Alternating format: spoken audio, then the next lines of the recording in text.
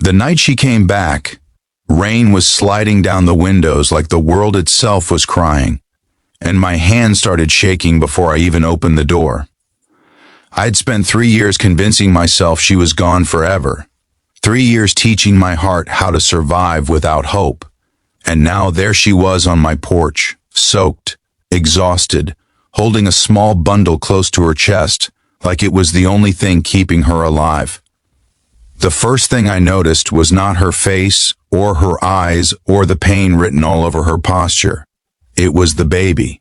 A baby wrapped in a faded blue blanket. A baby whose tiny fingers curled instinctively around her coat. And in that instant, before my mind could catch up, my soul already knew the truth. She hadn't just come back. She had come back with our baby. Before the story pulls you any deeper, take a moment right now. If you believe in kindness, in second chances, in love that survives storms and mistakes, please like this video, share it with someone who needs hope, leave a comment, and subscribe to the channel. Stories like this only live on because people choose to believe in them. 3 years earlier, my life had looked nothing like this moment. I was living in a small town outside of Denver, working long shifts at a manufacturing plant, saving money for a future that felt simple and solid. She was the bright part of every day, the one who made even empty grocery trips feel meaningful. We were young, not reckless but not wise either, convinced love alone could protect us from the weight of reality. When she told me she was pregnant, fear and joy crashed into each other inside my chest. I wanted to do everything right, but wanting and knowing how are two very different things. Money was tight, pressure was heavy, and I let my silence speak louder than my love. She left quietly. No screaming, no dramatic goodbye. Just an empty apartment, a note that said she needed time, and a promise that felt fragile even as I read it. Days turned into weeks, into months, and eventually even hope started to feel like a cruel habit. I tried calling, texting, driving past places we used to go, but she vanished as completely as if she had stepped into another life. I told myself she left because she stopped loving me, because she didn't trust me, because I failed her. Each explanation hurt, but not knowing hurt more. The years that followed hollowed me out in slow, ordinary ways. I woke up, went to work, came home, and repeated the cycle until time blurred. Friends moved on, families grew, and I stayed frozen in a version of myself that never got closure. I dated once or twice, but every laugh felt borrowed, every smile temporary. There was always a quiet voice inside me asking where she was, if she was safe, if the baby was real, or just a dream I had built to torture myself. Eventually, I stopped asking. Survival required forgetting. Then came that knock on the door, heavy and uncertain, like even fate was nervous. When I opened it and saw her standing there, thinner, older, eyes carrying stories I could almost hear, my body reacted before my mind. Time collapsed. The years disappeared. All that remained was the weight of everything we never finished. The baby shifted in her arms, let out a small sound, and that sound shattered something inside me that I didn't know was still intact. She didn't rush inside. She stood there like someone ready to be turned away, like she had already prepared herself for rejection. Rain soaked into the carpet near the door, and the air felt thick with unspoken truth. I stepped aside, not because I knew what to do, but because some instinct older than logic told me this moment mattered more than my confusion. When she entered, the room felt smaller, as if the walls leaned in to witness what was about to happen. The baby was a girl. I could see it immediately in the soft curve of her cheeks, in the way her lashes rested against her skin. She slept peacefully, unaware that her existence had just rewritten my entire life. My knees felt weak.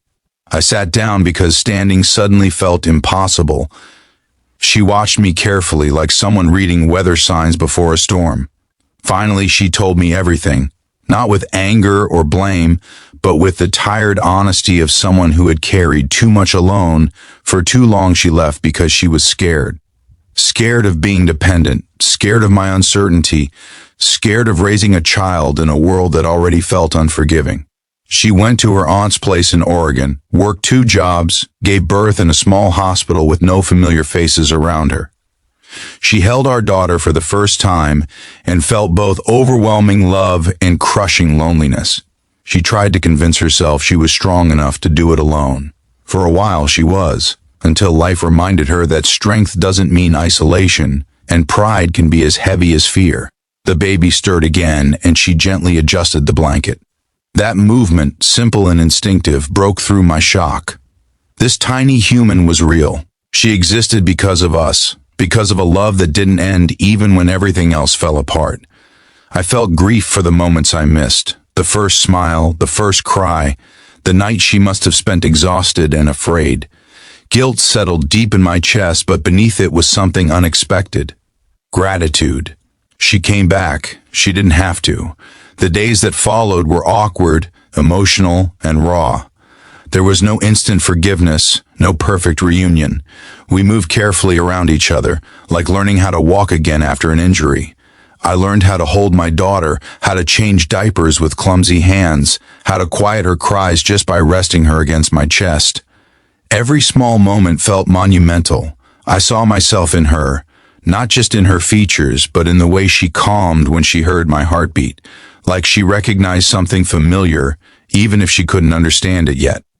We talked late into the night when the baby finally slept, not about blame, but about truth, about the ways we both failed and the ways we both survived, about fear and growth and the strange paths life takes when people are doing their best with what they have.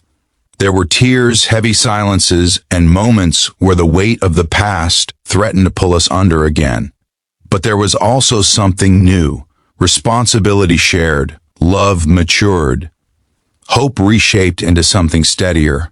I watched her with our daughter and saw not just the woman I once loved, but the mother she had become through sacrifice and resilience. I saw strength that didn't ask for applause, and she saw me trying, really trying, not just to fix the past, but to build something better. We didn't promise forever. We promised honesty.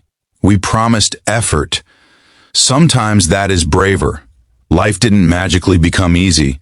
Money was still tight, sleep was rare, old wounds flared up without warning. There were moments when doubt crept in, when I wondered if the damage was too deep. But then I would come home from work and see my daughter smiling, reaching for me, and everything else fell quiet. She became the center that pulled us into alignment, not as a repair tool, but as a reminder of what mattered. Neighbors noticed. Friends asked questions. Not everyone understood. Some judged, some warned. But none of that carried weight compared to the feeling of reading my daughter a bedtime story or watching her mother finally rest without fear because she wasn't alone anymore.